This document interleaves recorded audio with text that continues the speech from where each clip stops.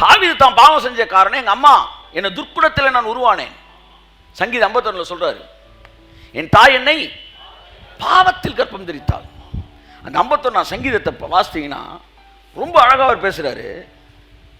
அவன் பேசுறது ஃபுல்லா, செஞ்சது ஃபுல்லா அக்கிரமம், பேசுறது ஃபுல்லா உச்சகட்ட மேட்டரா பேசியிருக்கிறான். 4ஆம் வசனத்துல வாசித்தீங்கன்னா முன்னாடி சொல்ல, என் அக்கிரமம் நீங்க என்னை முற்றிலும் கழுவி என்னை பாவமர சுத்திகரியும். இங்க பாருங்க 1ஆம் வசனத்துல வாசிங்க, டைம் இல்லை, லைட்டா தட்டிட்டு போறேன். தேவனே உமது கிருபையின்படி எனக்கு இறங்கும், உன் மிகுந்த இரக்கங்கள் படி என் மீறுதல்கள் நீங்க என்னை சொல்லுங்க. இவன் சுத்திகரிக்கணுமா அவர் சுத்திகரிக்கணுமா? இவன் தானே பாவம் செஞ்சான். ஆனால் அவன் சொல்றான், நான் இல்லை ஆண்டவரே, நீங்க தான் என்னை சுத்திகரிக்கணும். அப்போ அவனுக்கு தெரியுது, நான் செய்யறது நிப்பாட்டிட்டா என்னை சுத்திகரிச்சுன்னு அர்த்தம் கிடையாது. என் கேரக்டரே மாற்றணும்னா அதை நீங்க பார்த்து செஞ்சா தான் முடியும். நீர் என்னை சுத்திகரியும்.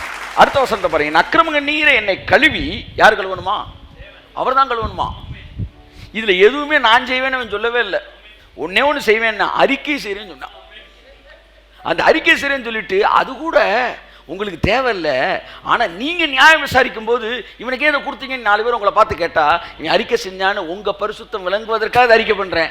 4 பேர் உங்களை பார்த்து கேள்வி கேட்டக்கூடாது, அதுக்கு தான். மற்றபடி நான் உங்களுக்கு அறிக்கை கூட பண்ண தேவையில்லை அப்படின்னு சொல்லிட்டு எல்லாமே தேவன்னா என்ன செய்யணுன்றான். அடுத்த வசனம் பாருங்க, என்ன நீங்கள் கழுவுங்க, பாவமர என்ன சுத்திகரிங்க.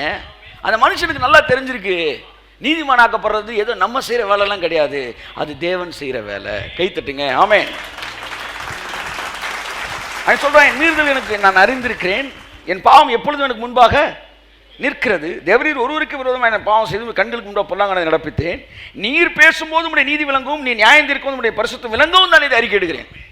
ஏதோ உங்களுக்கு தெரியாதுன்னு நான் சொல்லலை, இது உங்க நியாயம் வழங்குற காண்டி. அதுக்கப்புறம் பாருங்க, இதோ நான் துர்க்குணத்தில் உருவானேன், என் தாய் என்னை பாவத்தில் கர்ப்பம் தரித்தாள்.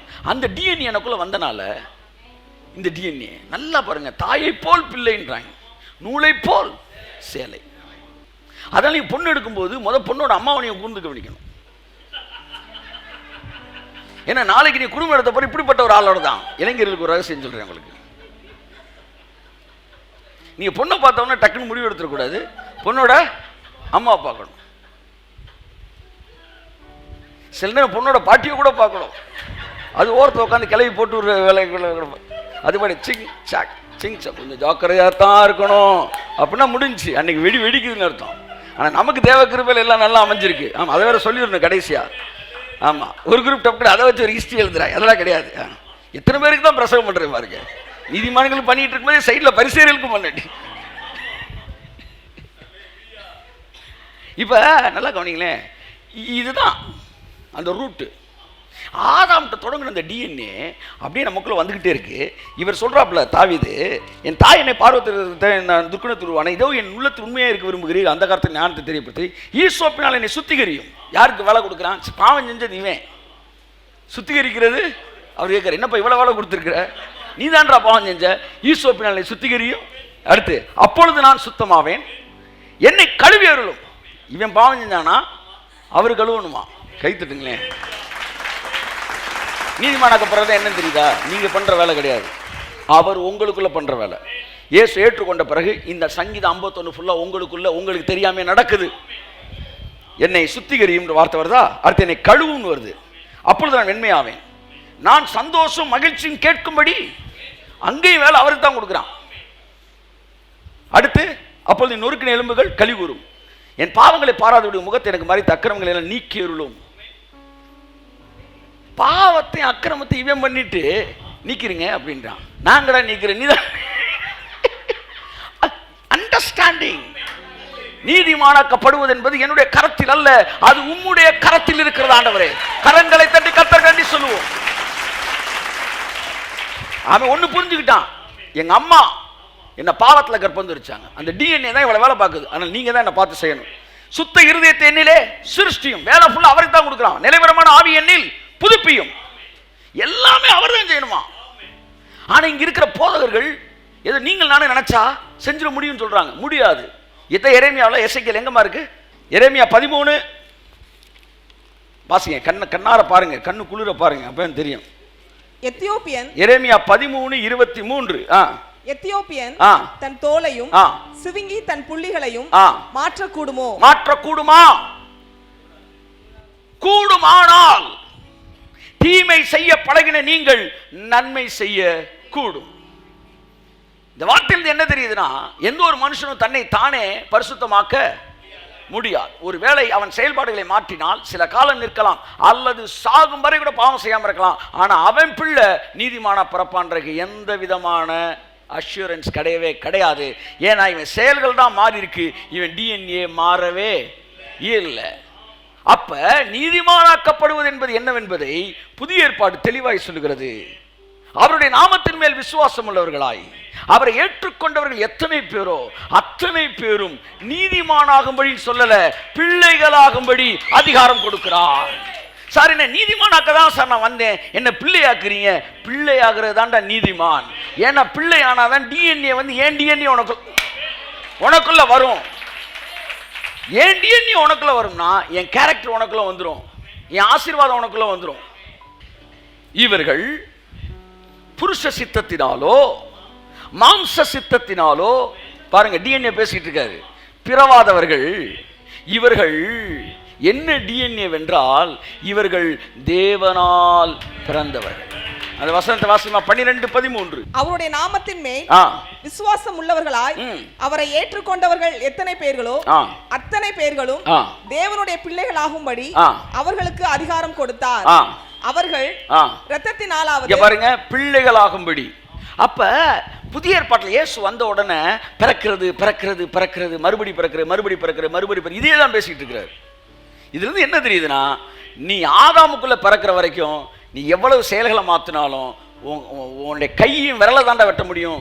டிஎன்ஏல முழு உருவத்தோட தான் குழந்தை என்ன செய்யும் இருக்கும். நீயும் மாற முடியாது, உன் சந்ததியும் மாற முடியாது.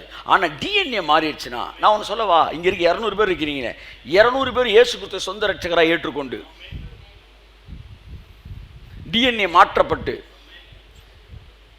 சரியா, உங்களுக்கு ஒரு குழந்தை பிறக்குதுன்னா அந்த குழந்தை எழுதி வச்சுக்காம நீதிமானத்தான் இருப்பான். இந்த டிஎன்ஏல தானே அது வந்திருக்கு. இல்லை, சம்பவம் கொஞ்சம் மாற்றி நடந்துருச்சு, குழந்தைலாம் பிறந்ததுக்கப்புறம் தான் நீதிமானானே, அதுக்கு நாங்கள் அஷூரன்ஸ் தர முடியாது. என்ன அவன் நீதிமானாகலாம். கர்த்தராகிய இயேசு கிறிஸ்துவை நீ விசுவாசி, நீயும் உன் வீட்டாரும் ரட்சிக்கப்படுவீர்கள். ரட்சிக்கப்படுவீர்கள் என்கிற வார்த்தைக்கு அர்த்தம் நல்லா கவனிங்க. வார்த்தைக்கு அர்த்தம் 5 அர்த்தம் இருக்கு. வியாதியிலிருந்து ரட்சிக்கப்படுவீர்கள், பஞ்சத்திலும் வறுமையிலிருந்து ரட்சிக்கப்படுவீர்கள், காட்டுக்கொள்ளப்படுவீர்கள், சடுதியான மரணங்களிலிருந்து ரட்சிக்கப்படுவீர்கள், சிங்கத்தின் வாயிலிருந்து ரட்சிக்கப்பட்டேன் பவுல் சொல்றாருல, நான் மரணத்துக்கு வாசலுக்கு போயிட்டு வந்தேன், இப்படி எல்லாத்துலேயும் இருந்து ரட்சிக்கப்படுவீங்களா? அப்போ நான் சொல்றேன், கர்த்தராகிய இயேசு கிறிஸ்து நீங்கள் விசுவாசித்தா உங்கள் வீட்டில் இருக்க எல்லாரும் வியாதியிலிருந்து விடுவிக்கப்படுவாங்களாம். வியாதியே வராத ஒரு பாதுகாப்புக்குள்ள அவன் ரட்சிக்கப்பட்டாலும் படாட்டினாலும் நீங்கள் ரட்சிக்கப்பட்டிருந்தா உங்கள் குடும்பத்துக்குள்ளே வியாதி வரவே வராது. அந்த அஷூரன்ஸை பைபிள் உங்களுக்கு இந்த சண்டே தான் நான் பேசலான்னு இருக்கிறேன். பேக்கேஜ் அப்படின்ற டைப் இல்லை. அதாவது தேவன் ஒருத்தனை அழைக்கும் போது பேக்கேஜ் தான் பேசுகிறார், தனி சாதாரண பிளெஸிங்கே பேசலை, பேக்கேஜ் பேசுகிறார். அப்போ நீங்கள் ரட்சிக்கப்பட்டீங்க என்னன்னு அர்த்தம்? உங்களுக்கு ஒரு பேக்கேஜ் கைத்துடுங்க சார், உங்களுக்கு ஒரு பேக்கேஜே இருக்குது. அந்த பேக்கேஜ் ஃபுல்லாக நிறைவேறும். ஒரு கம்பெனியில் வேலைக்கு சேரும்போது ஒரு பேக்கேஜ் பேசுகிறாங்க. அப்படி தான் தேவன் ஒருத்தனை அழைக்கும் போது ஒரு பேக்கேஜ் பேசுகிறார். அதனால் நீங்கள் தனித்தனியெல்லாம் போட்டு ராவிட்டு இருக்கலாம் வேண்டாம், தேவன்கிட்ட போராட வேண்டாம், கதற வேண்டாம், அழ வேண்டாம். ஏன்னா உங்கள் அழைப்புக்குள்ளே ஒரு பேக்கேஜ் இருக்குது. அந்த பேக்கேஜில் என்னென்னலாம் தேவன் வைக்கிறாரு, அதெல்லாம் இதுக்கெல்லாம் நீங்கள் தனியாக ஜெபிக்கணும். ஆட்டோமேட்டிக்காக அந்த பேக்கேஜ் சேர்ந்து தான் உங்களுக்குள்ள நடக்கும். நெசமா சார்? அந்த பேக்கேஜ் சேர்ந்து தான் உங்களுக்குள்ள நடக்கும். அதுதான் இப்போ உங்களுக்குள்ள நடந்துக்கிட்டு இருக்கு. அது எப்படி நிறைவேறி முடியும்? அவ்வளோதான், மாற்றமே கிடையாது. இந்த 2 வருஷத்துல 3 வருஷத்துல 4 வருஷத்துல சர்ச் வேறு லெவலில் இருக்கும். வேறு நூற்றுக்கணக்கான இருக்கு, நாளைக்கு ஆயிரக்கணக்காக இருப்பாங்க. இது என்னென்னா பேக்கேஜ். இது நான் என்ன செய்தி கொடுக்க போகிறேன் எப்படி அதெல்லாம் சம்மந்தப்பட்டதே கிடையாது. அது வேறு பேக்கேஜில் வந்துக்கிட்டு இருக்கு. அது தானாக அதினதின் காலத்தில் தானாக நடக்கும். அப்படி தான் உங்கள் வாழ்க்கையில் தேவன் அந்த பேக்கேஜ் எல்லாம் அழைச்சிருக்கிறாரு. எல்லாம் தானாக நடக்கும். கரங்களை தட்டி கர்த்தருக்கு நன்றி சொல்லுவோம். மாமே வாசிமா. அவருடைய நாமத்தின் மேல் விசுவாசம் உள்ளவர்களாய் அவரை ஏற்றுக்கொண்டவர்கள் எத்தனை பேர்களோ அத்தனை பேர்களும் தேவனுடைய பிள்ளைகள் ஆகும்படி அவர்களுக்கு அதிகாரம் கொடுத்தார். அப்ப தேவன் மனிதனை நீதிமானாக்குறதுக்கு என்ன செய்றாரு? அவனை பிள்ளையாக்கிறாரு. ஏன் பிள்ளையாக்கணும்? பிள்ளை என்பதுதான் டிஎன்ஏ சம்பந்தப்பட்டது. சீசனாக்கல, பிள்ளையாக்குறாரு. ஆமென் சொல்லுங்க. அப்ப நீங்க நீதிமான் ஆகிறதுக்கு என்ன செஞ்சீங்க? இயேசுவுக்கு பிள்ளை ஆனீங்க. பிள்ளை ஆனவங்களாம் கை தூக்குங்க. அப்படின்னா என்ன அர்த்தம்னா, உங்க டிஎன்ஏக்குள்ள அவர் டிஎன்ஏ தான் இருக்கு. நீங்க எல்லாம் ஏசப்பாவோட டிஎன்ஏ. அதெல்லாம் ஹீப்ரூவில் சொல்கிற எபிரேய நிருபத்தில் சொல்கிறாரு, பிதாவை நோக்கி, பிதாவே நீர் எனக்கு நானும் நீர் எனக்கு தந்த பிள்ளைகளும். நமக்கெல்லாம் என்ன சொல்கிறார் இயேசு? யாருன்னு சொல்கிறாரு? பிள்ளைகள்ன்றாரு. பிள்ளைகள். அப்போ பிள்ளைன்னு வந்த பிறகு எல்லாமே ஆட்டோமேட்டிக்காக செட் ஆயிடுது. சரி வாசி. அவர்கள் இரத்தத்தினாலாவது மாம்ச சித்தத்தினாலாவது புருஷனுடைய சித்தத்தினாலாவது பிறவாமல் தேவனாலே பிறந்தவர்கள். கை தட்டுங்களேன் இந்த வசனத்தை. ஆமென். Not by flesh. அவர் ஹஸ்பண்ட் வில்லு, எனக்கு ஒரு குழந்தை வேணும் என்று சொல்லி ஹஸ்பண்ட் சொல்லி வந்து அவரோட வில்லில் பிறக்கிற ஆள் கிடையாது. நீங்களும் நானும் தேவனால் பிறந்திருக்கிறோம். தேவனால் பிறந்திருக்கிறோம். பிறப்பு இதுதான் நீதியோடு சம்பந்தப்பட்டது. பழைய ஏற்பாட்டில் எவனும் தேவனால் பிறக்கவில்லை. மறுபடி பிறக்கின்ற அனுபவம் என்பதை எந்த பழைய ஏற்பாட்டு பக்தனும் வரலை. அதனால் எவனுடைய டிஎன்ஏவும் மாறலை. நிறையா பேரோட கேரக்டர் மாறி இருந்துச்சு, ஆனால் டிஎன்ஏ மாறலை. கேரக்டர் மாறி இருந்துச்சுன்னு சொல்லக்கூடாது, ஹேபிட் மாறி இருக்கு, கேரக்டர் மாறல. ஹேபிட்னா ஆக்ஷன்ஸு, கேரக்டர்னா அந்த டிசையர். கேரக்டர்னா என்ன சொல்லுங்க? டிசையர், ஆசை. இப்போ எனக்கு சினிமா பார்க்குறது தவறான்ற கொஸ்டினே நிறையா இருக்குது, அது அப்புறம் பேசுவோம். இப்போ எனக்கு வந்து சிகரெட் குடிக்கணும்னு ஆசை இருக்குன்னு வச்சுக்குவோம். நான் சிகரெட்டை குடிக்கலை. இப்போ என் ஹேபிட் தான் மாறி இருக்கு, ஆனால் என் கேரக்டரு மாறலை. கேரக்டர்னா எனக்கு இருக்கிற டிசையர். கேரக்டர் அவன் கேரக்டர் அப்படி தான். நான் கேரக்டர்ன்றக்கு அதான் மீனிங்கு.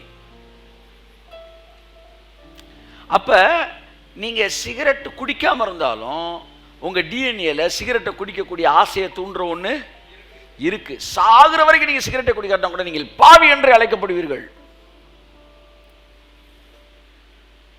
ஏன்னா உங்கள் டிஎன்ஏல இந்த ஆசை இருக்குது. உங்கள் கையும் காலம் அதை செய்யாமல் இருக்குது. எத்தனை பொண்ணுகளுக்கு தம் அடிக்கணும்னு ஆசை தெரியுமா? ஆனால் சொசைட்டி ஏற்றுக்கிறாது. அதனால் அவங்க நீதிமானா? அவங்களுக்கு வட்டமாக விடணும்னு ஆசை தான். ஆனால் வாழ்க்கையில் ஒரு தடவை அடிச்சிடறாங்க நிறைய பேர். ஆமாம், நீர் ஒரு தீர்க்கதரிசி என்று காண்கிறேன். வெளியில் தெரியல, அவ்வளோதான். எல்லாரும் அல்ல, அநேகர். அப்போ என்னன்னா, சொசைட்டிக்காக பயந்து பாவம் செய்யாதனால் நீதிமான்களா? மற்றவர்களுக்கு பயந்து பாவம் செய்யாதனால் நீதிமான்களா? இல்லை நீங்களே இல்லை தப்பு அப்படின்னு செய்யாமல் இருக்கீங்க அதனால் நீதிமான்களா? Oh no. கர்த்தருக்கு பயப்படுதலே ஞானத்தின் ஆரம்பம். எது கர்த்தருக்கு பயப்பட பயம்? தீமையை வெறுப்பதே கர்த்தருக்கு பயப்படும் பயம். தீமையை வெறுப்பது என்பது டிஎன்ஏலிருந்து வருவது. அவர்கள் தேவனுடைய சித்தத்தினால் பிறப்பவர்கள். ஆமென் சொல்லுங்க. அப்ப 3ஆம் அதிகாரம் யோவான் 3:1-2-3 வாசிங்க. யூதருக்குள்ளே அதிகாரியான நிக்கோதேமு எனப்பட்ட பரிசேயன் ஒருவன் இருந்தான். அவன் ராக்காலத்திலே இயேசுவினிடத்தில் வந்து, அவன் நைட்டு தான் வருவான் இயேசு நேரம் பார்க்க. ஏன்னா அவங்க பாஸ்டர் கூப்பிட்டு சவுண்டை கொடுத்துருவாரு. அந்த காலத்திலே வந்து இந்த கொடுமைகள்லாம் நடந்திருக்கு. ராக்காலத்தில் இயேசுவினிடத்தில் வந்து, நீர் தேவனிடத்திலிருந்து வந்த போதகர் என்று அறிந்திருக்கிறேன். ஏனெனில் ஒருவனும் தன்னுடனே தேவன் இராவிட்டால் நீர் செய்கிற இப்பேற்பட்ட அற்புதங்களை செய்ய மாட்டான் என்றான். மிராக்கிள்ஸை பற்றி பேசிகிட்டு இருக்கிறான். நீங்கள் கடவுள்கிட்ட வந்தீங்க, நீங்கள் பெரிய பெரிய அற்புதம்லாம் செஞ்சுருக்கிறீங்க, அதுதான் ஒரு பெரிய நீங்கள் செஞ்ச அற்புதங்கள் மாதிரி எவனுமே பண்ணலை அப்படின்னு சொன்னப்பா அவர் சொல்கிறாரு, இதெல்லாம் அற்புதம் இல்லைப்பா. தீமை செஞ்ச ஒருத்தன் நன்மை செய்ய ஆரம்பிச்சிட்டானா, அவன் கேரக்டர் மாறுச்சுன்னா அதுதான் அற்புதத்திலே பெரிய அற்புதம். பாவியாய் இருக்கிற ஒருவன் நீதிமானாய் மாறுவதுதான் இந்த உலகத்தில் மிகப்பெரிய அற்புதம் என்பதை அவனுக்கு அங்கே பதில் சொல்றார். இயேசு அவனுக்கு பிரதியுத்தரமாக, ஒருவன் மறுபடியும் பிறவாவிட்டால், ஒருவன் மறுபடியும், பாத்தீங்களா, நீதிமான் ஆகணும்னா உங்க வேலையில் மாற்றங்களை காட்டுவதல்ல, நீங்கள் மறுபடியும் பிறக்க வேண்டும். மறுபடியும் பிறவாவிட்டால் தேவனுடைய ராஜ்யத்தை காண மாட்டான் என்று மெய்யாகவே மெய்யாகவே உனக்கு சொல்கிறேன் என்றார். எங்கெல்லாம் இந்த மெய்யாகவே மெய்யாகவேன்னு சொல்றாரோ அதெல்லாம் ரொம்ப ஆணித்தரமான வார்த்தைன்னு அர்த்தம். மறுபடி பிறப்பது, இயேசு மறுபடி பிறப்பதான் பேசுறார். அப்ப இயேசுவை சொந்த இரட்சகராய் நீங்கள் ஏற்றுக்கொள்ளும் போது, ஏற்றுக்கொண்டவர்கள் எத்தனை பேரோ அத்தனை பேரும் பிள்ளைகளாகும்படி அதிகாரம் கொடுத்தார். பிள்ளையான உடனே அவன் மறுபடி பிறக்கிறான். ஏற்கனவே அம்மாட்ட பிறந்தோம், இது என் தாய் என்னை பாவத்தில் கர்ப்பம் தரித்தால் நான் துர்க்குணத்தில் உருவானேன். இந்த வசனம் எல்லாருக்கும் நிறைவேறிடுச்சு. 1974, 84, 94 இந்த மாதிரி நிறைவேறி இருக்கு. இப்போ நான் இயேசுவை ஏற்றுக்கொண்ட உடனே நான் மறுபடியும் பிறக்கிறேன். இப்போ நான் புருஷ சித்தத்தினால் பிறக்கல, மாம்ச சித்தத்தில் பிறக்கல, இப்போ நான் தேவனால் பிறக்கிறேன். அங்கே நான் பாவியாய் பிறந்ததினால் பாவம் செய்ய ஆரம்பித்தது போல இங்கே நீதிமானாய் பிறந்ததினாலே நான் நீதி செய்ய ஆரம்பிக்கிறேன். என் இருதயத்தில் நீதியை குறித்த டிசையர் வருது. தாவீது பச்சைபாரோடு பாவம் செய்த காரணம் நான் இல்லை, என் தாய் என்னை பார்வத்தில் கர்ப்பம் தரித்தாள். அதுக்கு ஹிஸ்ட்ரி வேற கதை சொல்றாங்க. பட் எனக்கு அதில் இன்னும் பூரணமான ஒரு கன்ஃபர்மேஷன் இல்லை, அதனால அந்த ஏரியாவுக்கு போல. இது ஒரு டீப்பான மீனிங், டிஎன்ஏ சம்மந்தப்பட்டது. என் தாய் என்ன பாவத்தில் இது எதுக்கு எங்கே வந்து சொல்ற? நீ பாவ அறிக்கை பண்ணும்போது உங்க அம்மாவை பத்தி நீ எதுக்கு பேசுற? நீ ஏன்னா எங்க அம்மாவுக்கும், அதாவது அம்மானா அவன் லிட்ரல் மீனிங் கிடையாது, என்னுடைய ஜீனுக்கும் எனக்கும் சம்பந்தம், என் செயலுக்கு சம்பந்தம் இருக்கு சார்ன்றான். அதனால என்ன கழுவுங்கன்னு சொல்லும் போதெல்லாம் அவன் உடம்ப கழுவுறதோ பாவத்தை கழுவுறதோ பேசல, என் டிஎன்ஏ டிஎன்ஏ டிஎன்ஏ அதெல்லாம் பிறப்பை பத்தி பேசிட்டு இருக்கிறான். பிறப்பு ரொம்ப முக்கியமானது. நம்ம பாவம் செய்யாவிட்டாலும் பிறப்பு மாம்சப்படி இருக்கும்போது அந்த பாவத்துக்கான டிஎன்ஏ இருக்கு. நம்ம ஆவிக்குள்ள பிறக்கும் போது அந்த டிஎன்ஏ மாற்றப்படுகிறது. அதான் ஒரு பெரிய ஆச்சரியமான விஷயம். ரட்சிக்கப்பட்டவனுக்கு டோட்டலா டிஎன்ஏவே மாறுது. எப்படி கண்டுபிடிக்கலாம்னா அவன் டிசையர் மாறுது. நான் சொல்லவா, பைபிள் படின்னு 10 வருஷமா ஒருத்தன் உட்கார வச்சு சொல்லுங்க, டெய்லி சொல்லுங்க. அவனுக்கு பைபிள் படிக்கணும்னு தோணவே, நீ சொல்றக்கா ஒரு நாள் வாசிப்பான். ஆனா 10 வருஷமா நீ சொல்லிக்கிட்டே இருந்தீங்கன்னா டக்குன்னு ஒரு நாள் பைபிளை நெஞ்சோட பிடிச்சு, இதுவே என் ஜீவன், என் வாழ்க்கை, நீங்க 10 வருஷமா சொன்னதுனால மாறுவான்றீங்க, மாற மாட்டான். ஆனா ஒரே ஒரு நாள் இயேசு ஏற்றுக்கொண்டான்னா, கை தட்டுங்களேன் ஒருத்தவருக்கு. ஆமென். இந்த வசனம் அவனுக்கு ஜீவனா என்ன செஞ்சிருது? மாறிடுது. இதுவே எனக்கு ஆறுதல், இதுவே எனக்கு உசுறு, இதுவே எனக்கு அப்பம்ன்றான். இதெல்லாம் எப்படி சார் ஒரு நிமிஷத்துல வந்துச்சுன்னா? டிஎன்ஏ மாறுது. கை தட்டுங்க ஒருத்தவருக்கு. ஆமென் ஆமென் ஆமென் ஆமென். புரியுதா உங்களுக்கு? அதுக்கப்புறம் தேவன் என்ன செஞ்சிடறாரு? அவன் டிஎன்ஏ மாத்திட்டார்ல, இனி கவலையே கிடையாது. அவனை சர்ச்சுக்கு வர வச்சிருவாரு, அவன் ஊழியம் பண்ண வச்சிருவாரு, அவனை கொடுக்க வைக்கணுமா கொடுக்க வச்சிருவாரு. எல்லாம் டிஎன்ஏக்குள்ளேருந்து வேலை நடக்கும். இதுதான் புதிய ஏற்பாட்டில் சொல்றாரு. பழைய ஏற்பாட்டிலே நான் என்னுடைய கட்டளைகளை கற்பலகையில் எழுதி கொடுத்தேன், ஆனா புதிய ஏற்பாட்டில் அவன் டிஎன்ஏல நான் எழுதிடுவேன்ற. கை தட்டுங்க. ஆமென் ஆமென் ஆமென். சோ நியூ கவனன்ட் எங்க எழுதப்படுகிறது? டிஎன்ஏ. மனது மீன்ஸ் என்ன? நான் சொன்னேன் டிசையர், கேரக்டர். இதெல்லாம் எது சம்பந்தப்பட்டது? மனது. இது டிஎன்ஏ சம்பந்தப்பட்டது. என் மனசு ஏதமா நினைக்கும், என் டிஎன்ஏ எதை நினைக்க எத்தனை நினைக்கும். மனதில் எழுதுவேன்ல அந்த வசனம் எங்க இருக்கு? எபிரேயர் 8:10. அந்த நாட்களுக்கு பின்பு நான் இஸ்ரவேல் குடும்பத்தாருடைய பண்ணும் உடன்படிக்கையாவது, புது உடன்படிக்கை, ஆமென், என்னுடைய பிரமாணங்களை அவருடைய மனதிலே வைத்து அவர்களுடைய இருதயங்களில் அவைகளை எழுதுவேன். நான் அவர்கள் தேவனாய் இருப்பேன், அவர்கள் என் ஜனமாய் இருப்பார்கள். பாத்தீங்களா? அப்ப நெஞ்ச தொட்டு சொல்லு. இது ஏன் தலையை தொட்டு சொல்லக்கூடாதா? ஏன் கையை தொட்டு சொல்லக்கூடாதா? ஏன் நெஞ்ச தொட்டு சொல்லணும் அப்படின்னா, டிசையரு, உண்மை, ரியல் லவ், இதெல்லாம் நெஞ்சில் தான் இருக்கு. இது எங்க இருந்து வருதுன்னா, இதுதான் ஒரிஜினாலிட்டி. அப்ப தேவன் சொல்றாரு, இந்த புதிய உடன்படிக்கையில இந்த கற்பனைகளை எல்லாம் நான் கல்லில் எழுதி கொடுக்க மாட்டேன், உன்னுடைய நெஞ்சிலே எழுதிடுவேன். அப்ப நீ நெஞ்ச தொட்டு சொல்லுவ, ஆண்டவரே உண்மைக்கே நீங்க மட்டும் இல்லாம போனா நான் எப்போவே என்ன பட்டது, நீங்கள் மட்டும் இல்லாதிருந்தா என் சஞ்சலத்தில் அழிந்திருப்பேன். இப்போ தான் அது உள்ளே இருந்து வருது ரியாலிட்டி. அப்போ தேவன் சக்ஸஸ்ஃபுல்லான ஒரு வேலையை செய்கிறார். சும்மா நீதிமானாக்கப்பட்டு நானும் ரட்சிக்கப்பட்டுட்டேன் சார் என்பது அல்ல. ஆமாம், ஒரு கல்யாண வீட்டில் ரட்சிக்கப்பட்ட புதுசில் 1990 ஒரு 4 பேரோட போய் ஒரு இப்போ பல ரட்சிக்கப்பட்ட புதுசாக ரட்சிக்கப்பட்ட போயிட்டுருக்குறோம். அங்கிட்டு பார்த்தா ஒரு குரூப்பு தேவையில்லாத வேலையில் கல்யாண வீடுகளை பண்ணிகிட்ருக்குறாங்க. உடனே என் கூட உள்ள ஒருத்தர் வேமா ஓடி வந்தார், ஜஸ்டின்னு ரட்சிக்கப்பட்டுட்டோமேடா, ஜஸ்டின்னு ரட்சிக்கப்பட்டு ரொம்ப வருத்தமாக சொன்னான். என்னடா ஆச்சு? அவன் நினைச்ச ரட்சிக்கப்பட்டோம்னா சந்தோஷமாக இருக்கவே முடியாது, ரட்சிக்கப்பட்டோம் நம்ம இந்த பாவங்கள்லாம் செய்யக்கூடாதுன்னா அவன் இன்னும் ரட்சிக்கவே படலை. ரட்சிக்கப்படுறது என்ன தெரியுமா? என் டிசையரே மாறுறது.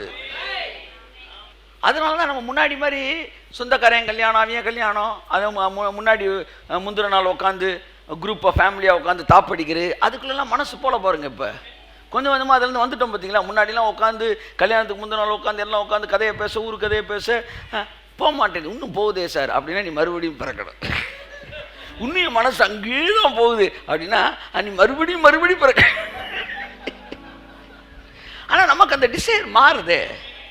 அப்போ டிஎன்ஏல ஏதோ வேலை நடக்குது. அதை வாசிங்க. என் பிரமாணங்களை அவர்கள் மனதில் வைத்து வாசிமா முடிக்கிறேன். அந்த நாட்களுக்கு பின்பு நான் இஸ்ரவேல் குடும்பத்தாரோட பண்ணும் உடன்படிக்கையாவது என்னுடைய பிரமாணங்களை அவர்களுடைய மனதிலே வைத்து அவர்களுடைய இருதயங்களில் அவைகளை எழுதுவேன். சூப்பர்.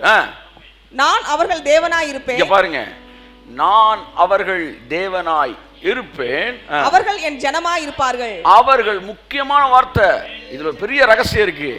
அவர்கள் என் ஜனங்களாய் இருக்க வேண்டும் சொல்லல, இருப்பார்கள். கையை தட்டி இருப்பார்கள். சார் எப்படி சார் இவ்வளவு ஆணித்தரமா சொல்றீங்க? டிஎன்ஏல கை வச்சிருக்கேன்டா, இருப்பான்டா. ஆமென் சொல்லுங்க. ஆமென். இருப்பார்கள். இதுக்கு மேல என்ன வேணும்? அவர் சொல்றார் இருப்பார்கள். அவர்கள் என் ஜனங்களாய் இருப்பார்கள். ஆனா உபாகமல, லேவியராகமம், யாத்திராகமம் பார்த்தீங்கன்னா, நீ இருப்பாயானால், நீ கீழ்ப்படிவாயானால் அப்படின்னா நீ செய்வாயானால், நீ செய்யணும்னு அர்த்தம், நீ செஞ்சா கிடைக்கணும்னு அர்த்தம், நீ பிள்ளையா இருக்கணும்னு அர்த்தம். ஆனா இங்க இருப்ப, அவர்கள் என் ஜனங்களாய் இருப்பார்கள். அடுத்த வசனத்துக்கு போனா இன்னும் நல்ல விஷயங்கள்லாம் அந்த இருக்கும். வாசிங்க. அப்பொழுது சிறியவன் முதற்கொண்டு பெரியவன் வரைக்கும் எல்லாரும் என்னை அறிவார்கள். நல்லா கவனிங்க. ஹலோ, சூப்பரா டிஎன்ஏ பத்தி பேசுறீங்க. எல்லாரும் என்னை அறிவார்கள். ஓகேயா? இங்க பாருங்க, ஒரு ஐஸ்கிரீம் பார்க்க போறீங்க. அம்மா வந்து ஐஸ்கிரீம் சொல்லுது, அப்பா ஐஸ்கிரீம் சொல்றாங்க, பையன் சின்ன பையன், நீங்களாம் பெருசுங்க, நீங்க ஐஸ்கிரீம் சாப்பிடுங்க, எனக்கு அதெல்லாம் இன்ட்ரெஸ்ட் இல்லைன்னு சொல்லுவானா? அவன் என்ன சொல்லுவான்? எனக்கு ஐஸ்கிரீம் வேணும். 8 வயசு பையனுக்கும் ஐஸ்கிரீம்னா நாக்கில் எச்சு ஊறுது, 50 வயசு 40 வயசு ஆளுக்கு எச்சு ஊறுது. எல்லாருக்கும் எச்சு ஊறுதா? எல்லாருக்கும் எச்சு ஊறுதுல. அந்த மாதிரி இந்த ரட்சிப்பின் அனுபவத்துக்குள்ள வந்துட்டா வயசானவன் தாண்டா பைபிள் படிக்கணும் கிடையாது. வயசானவனுக்கு எச்சு ஊறும், வாலிப பையனுக்கு எச்சு ஊறும். இயேசுனாலே ஒட்டுமொத்தமா சிறியவன் முதல் பெரியவன் வரைக்கும் எல்லாருக்குமே என்னை அறிவார்கள். அடுத்த வசனம் வரி ரொம்ப முக்கியமானது. ஆகையால் கர்த்தரை அறிந்து கொள் என்று, கர்த்தரை மெதுவா போ, அறிந்து கொள் என்று ஒருவன் மெதுவா போ, கர்த்தரை அறிந்து கொள் என்று ஒருவன் தன் சகோதரனுக்கு போதிக்க வேண்டுவது. எந்திரிச்சிருந்த கை தட்டணும், எந்திரிச்சிருந்த கை தட்டணும். போதிக்க வேண்டுவதில்லை, அதுதான் நீதிமானாக்கப்படுது, அதுதான் டிஎன்ஏ சேஞ்ச். இதை விட்டுட்டு பொடி போட்டதை விட்டியா, பீடி குடிச்சதை விட்டியா? இதுல வேற அவர் ஆழமான பிரசங்கி. ஆமா, அப்படியே ஆழத்துல வச்சு மண்ணை போட்டு மூடிடு. வசனம் அறியாதவர்களை குறித்து வருத்தப்படதான் வேண்டியது. சரி, வேணா விட்டுருக்கேன். இப்ப நம்ம மேட்டருக்கு வருவோம். ஒருவன் போதிக்க வேண்டியதே இல்லையா? அப்படி நீதிமான் ஆயிட்டீங்கன்னா உங்களுக்குள்ளேயே அந்த டிஎன்ஏவே போதிக்கும். எத்தனை பேர் பாவம் செய்ய போதிச்சா? உங்களுக்கு பாவம் செஞ்சீங்களே, சினிமா தேட்டருக்கு போகும்போது வரிசையில் நிற்கணும்பா, கையை விடணும், அவர் டிக்கெட் கொடுத்தவொடனே உடனே நீ வெளியே எடுத்து சொல்லி கொடுத்தாங்களா? அதெல்லாம் தானா டிஎன்ஏ வேலை பார்க்குது. மனுஷரை எங்கள் தலைமேல் ஏறி போக பண்ணினீர். தீபாவளி அன்னைக்கு உள்ள போய் உட்காந்துட்டு சொல்றான், தீயையும் தண்ணீரையும் கடந்து வந்தோம், இதோ செழிப்பான இடத்துக்கு எங்களை கொண்டு வந்தீர். மனுஷர்கள் தலைமேல் ஏறி போ. இதெல்லாம் யார் சொல்லி கொடுத்தது? உங்களுக்கு வாத்தியார் வச்சு டியூஷன் எடுத்தாங்களா? கவுண்டர் எப்படி போன நீ வந்து செஞ்சு கட்டுறான், வரிசையாவா அடி வாங்க போறோம். அது தானா டிஎன்ஏ வேலை பார்த்துச்சு. அப்படித்தான் நான் என்ன சொல்ல வரேன்னா, உங்களுக்குள்ள இருக்கிறத நீங்க சாதாரண நினைக்க வேண்டாம். இந்த டிஎன்ஏ மாறும்போது கேரக்டர், டிஎன்ஏவையும் கேரக்டர் தான் பேசிக்கிட்டு இருக்கேன். அடுத்து டிஎன்ஏவையும் நான் ஞானத்தையும் டிஎன்ஏவையும் உங்களுடைய ஆரோக்கியத்தையும் கனெக்ட் பண்ணி ஆவியானவர் உங்களுக்கு உதவி செய்வாராக.